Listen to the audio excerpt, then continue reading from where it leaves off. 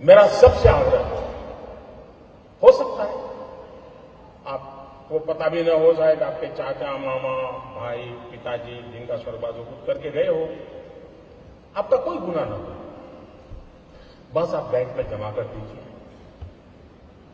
जो भी दंड देना है दंड दे दीजिए, आप मुख्य धारा में आ जाइए, सबका भला है। और एक बात और कहता हूं, कुछ लोग अगर ये मानते हो कि आगे देखा जाएगा, तो कम से कम वो मुझे पहचान ले।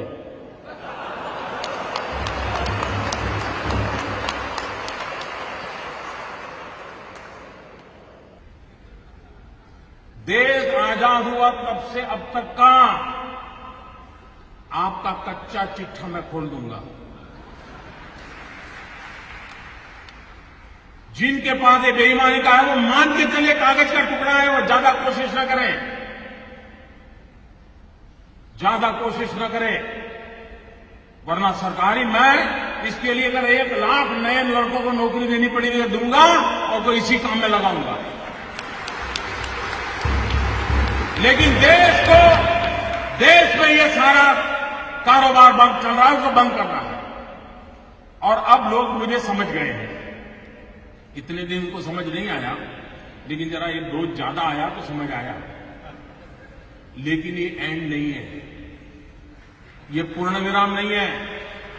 मैं हाथ खुल करके कहता हूं, ये पूर्ण विराम नहीं है।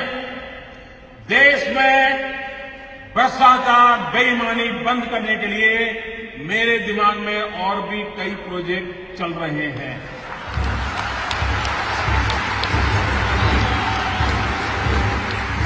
ये आने वाले हैं, ये ईमानदार लोगों के लिए मैं कर रहा हूं जी, देश के गरीब लोगों के लिए कर रहा हूं, मेहनत करके जिंदगी गुजार रहे हैं, उनको अपना घर मिले, उनके बच्चों को अच्छी शिक्षा मिले, उनके घर में बुजुर्गों को अच्छी दवाई मिले, इसके लिए मैं कर रहा हूं।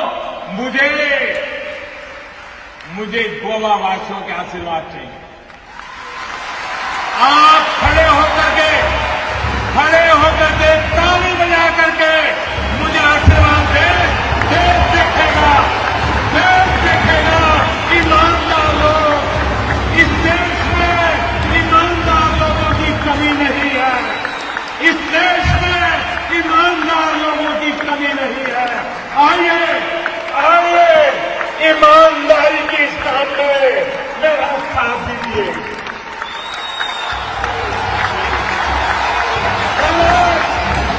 मेरे गोवा के प्यारे भाई बहनों, मैं आपका सर झुका करके नमन करता हूं। ये सिर्फ गोवा नहीं, ये हिंदुस्तान के हर ईमानदार की आवाज है, हिंदुस्तान के हर ईमानदार की आवाज है। भाइयों बहनों, मैं जानता हूं मैंने कैसी ताकतों से लड़ाई मोल ली है। मैं जानता हूं कैसे लोग मेरे खिलाफ हो जाएंगे। मैं जानता हूं 70 साल का उनका मैं लूट रहा हूं, मुझे जिंदा नहीं छोड़ेंगे, मुझे बर्बाद करके रहेंगे। उनको जो करना है करें। 50 साल भाइयों बहनों, 50 दिन मेरी मदद करें, देश 50 दिन मेरी मदद करे। जोर से तालियों के साथ मेरी इस बात को स्वीकार कीजिए।